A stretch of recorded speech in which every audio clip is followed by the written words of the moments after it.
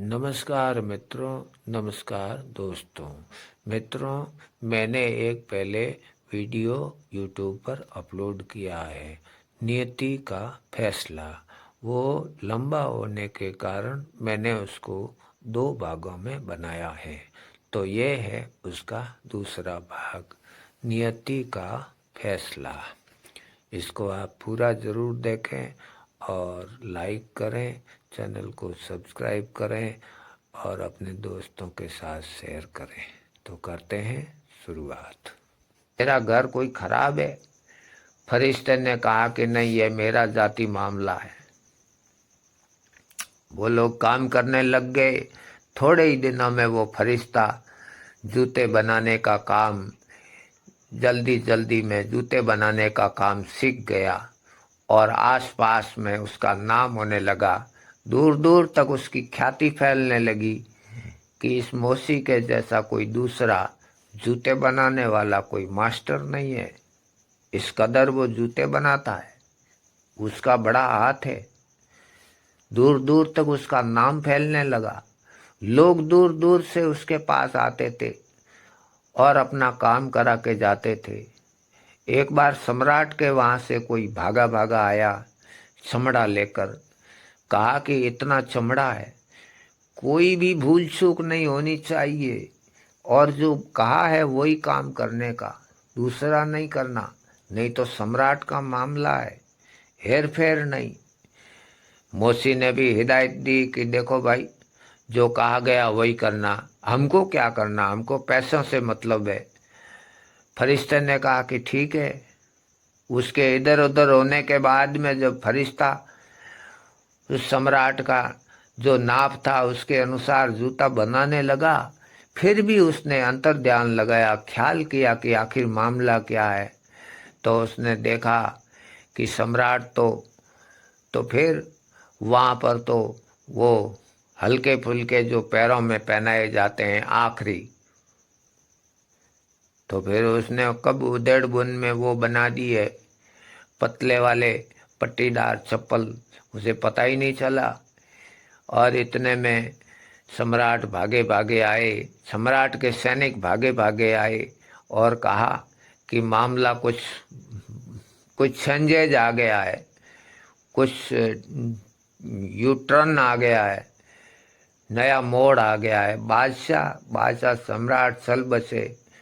उसके लिए जो एक पतले से चप्पल होते हैं आपके यहाँ बनाए हुए हो तो वो दे दो। बाकी गए, वो जूतों का काम सपड़ा सब आइडिया चेंज। तो उसने कहा कि वही तो तैयार है, आप लेके जाओ। पैसा लिया और उसको दे दिया। और वो फरिश्ता दूसरी बार हंसा कि आम आदमी की तो बात ही क्या है, एक सम्राट को भी पता नहीं है। सम्राट के पास पंडित होते हैं, ज्योतिषी होते हैं, कितने लोग होते हैं, उसको भी पता नहीं है कि कल क्या होने वाला है। और वही होता है जो होनी होती है, नियति के अंदर जो लिखा होता है। तो वो दूसरी बार हंसा। वो जब दूसरी बार हंसा तो फिर मौसी ने फिर टोका। तो फिर उसने उसका अपना बना बनाया जवाब दिया कि भाई मेरा मामला है, तुमको इसमें कुछ लेना देना नहीं है। उसने कहा हंसो, खुशियां मनाओ, मुझे क्या करना। काम चलता रहा चलता रहा। थोड़े दिनों के बाद में एक औरत आई। बड़ी अमीर घर की औरत थी और उसके साथ में 3 जवान लड़कियां, शादी के उम्र की, बड़ी जवान, अच्छे घर में पालन पोषण किया गया हो जैसा। और वो आई और उन्होंने कहा कि ये हमारी 3 बेटियां हैं और इनके जूते बनाने हैं और ऐसी जूतियां बनानी है कि इनकी शादी में काम आती है। वो वाली मोजड़ी मोजड़ी बनानी है, साधारण नहीं है, क्योंकि इनकी शादियां हैं। फरिश्ते ने जब उन तीनों लड़कियों को देखा तो फरिश्ते से रहा नहीं गया। फरिश्ते ने कहा कि ये लड़कियां कौन हैं?